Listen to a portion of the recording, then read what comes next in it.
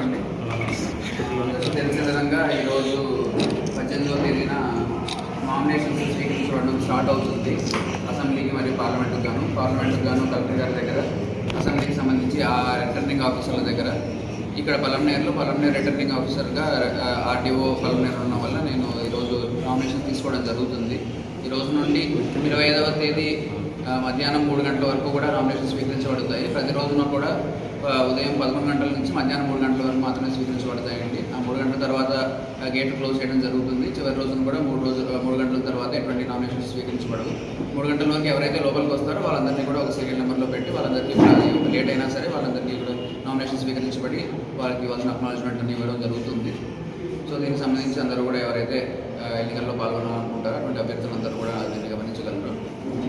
అదేవిధంగా ఆ తర్వాత 25వ తేదీ సాయంకాలం 3 గంటలకు అయిపోయిన తర్వాత 26వ తేదీ ఉదయం 11 గంటల నుండి ఆ నామినేషన్ యొక్క స్క్రూటినీ జరుగుతుంది. అంటే ఆ అభ్యర్థులు దీనికి ఎలిజిబుల్లా కాదా, వాళ్ళు ఇచ్చిన నామినేషన్ పత్రాలన్నీ సరిగ్గా ఉన్నాయా లేదా చూసి వాళ్ళ యొక్క అభ్యర్థులను ప్రకటించడం జరుగుతుంది. అది అయిపోయిన తర్వాత 29వ తేదీ 3 గంటల వరకు సమయం ఉంటుంది విత్డ్రా చేసుకోవడానికి. ఎవరైనా కానీ ఒక క్యాండిడేట్ వేసిన నామినేషన్ని కానీ దాన్ని విత్డ్రా చేసుకోవడానికి 3 గంటల వరకు సమయం ఉంటుంది. సో దీనికి సంబంధించి గాను మనం ఫామ్ 1 అనే ఒక నోటిఫికేషన్ని మనము రిలీజ్ చేస్తాము, పబ్లిష్ చేస్తాము. ఆ గవర్నర్ గారు తన గెజిట్లో ఒకటి చేస్తారు, గవర్నమెంట్ గెజిట్లో. దాని తర్వాత ఏ రిటర్నింగ్ ఆఫీసర్ వాళ్ళ పరిధిలో ఒక ఫామ్ 1 అన్న దాన్ని, అంటే ఏ సమయంలో నామినేషన్స్ తీసుకుంటారు ఇటువంటి విషయాలన్నీ తెలుపుతూ అన్ని సచివాలయాల్లోనూ మరియు ముఖ్య గవర్నమెంట్ కార్యాలయాలన్నింటిలోనూ కూడా ఫామ్ 1 ప్రచురించడం జరుగుతుంది. అది మనం ఇప్పుడు ఆల్రెడీ చేస్తున్నాం. ఆ ప్రాసెస్ సాయంకాలం అన్ని చోట్ల కూడా ఉంటుంది. కానీ అభ్యర్థులందరూ కూడా పొద్దున 11 గంటల నుంచి కూడా ఈ రోజున నామినేషన్స్ తీసుకోబడతాయి కాబట్టి ఎవరైనా కూడా రావచ్చు. అండ్ వస్తున్న సమయంలో కూడా అభ్యర్థులందరూ కూడా ఈ మోడల్ కోడ్ ఆఫ్ కండక్ట్ని బాగా నియమావళిని బాగా పాటించాలి అన్నది కోరుతున్నాము.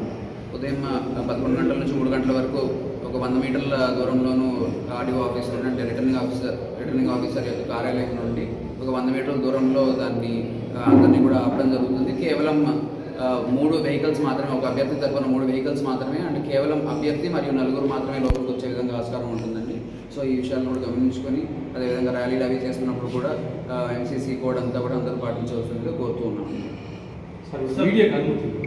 మీడియాకి ఆ సమయంలో ఎవరికీ అనుమతి ఉండదండి. కేవలం అభ్యర్థి లేదు ఆఫీస్లో రావడానికి ఉండదండి.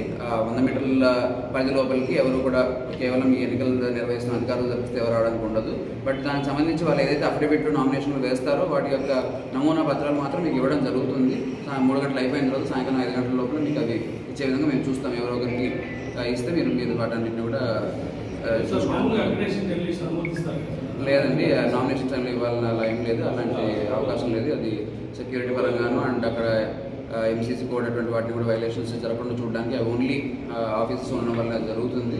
అనుమతి ఇవ్వాలన్న విధంగా లేదు మనము.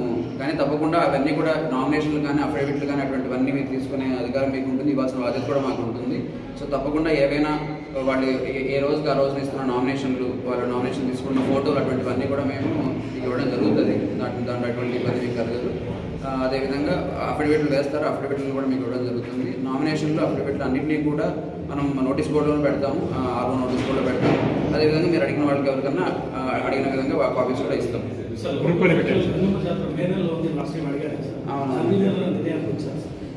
ఆ టైంలో ఉన్నదానికి పోలీసులు యొక్క ఎన్ఓసీ తీసుకోవాల్సి ఉంటుందండి.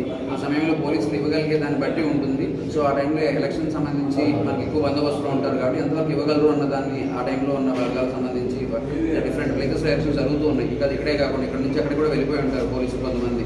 సో వాళ్ళందరికీ భద్రత ఇవ్వడం అన్నది కష్టమయ్యే పరిస్థితి రావచ్చు. సో దానికి సంబంధించి ఆ టైంకి ఉన్నటువంటి బలగాలకు సంబంధించి చూసుకుని దాని ప్రకారం ఇవ్వడం జరుగుతుంది.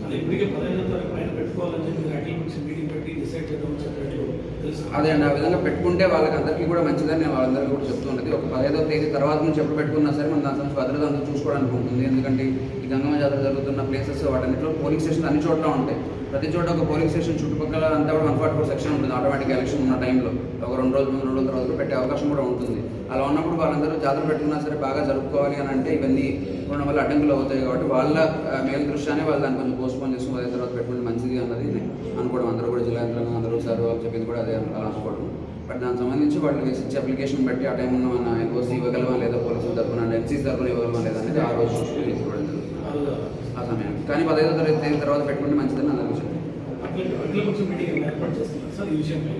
దీని మీద అలా ఏం లేదండి, వాళ్ళు వచ్చి అడగడం జరిగింది, వాళ్ళకి ఇన్స్ట్రక్షన్స్ చెప్పడం జరిగింది. 15 తేదీ తర్వాత పెట్టుకుంటే అది ఈజీగా ఉంటుంది వాళ్ళకి కూడా జరగడానికి. ఎందుకంటే జాతర అన్నది బాగా అందరూ ఆనందంగా జరుపుకోవాల్సింది. ఊరికి అన్ని నిబంధనలు అన్నీ పెట్టుకొని ఇక్కడికి వెళ్ళొద్దండి, ఎక్కడికి వెళ్ళొద్దండి, మూవ్ అవ్వద్దండి అని చెప్పుకుంటుంటే సరిగ్గా జరగదు.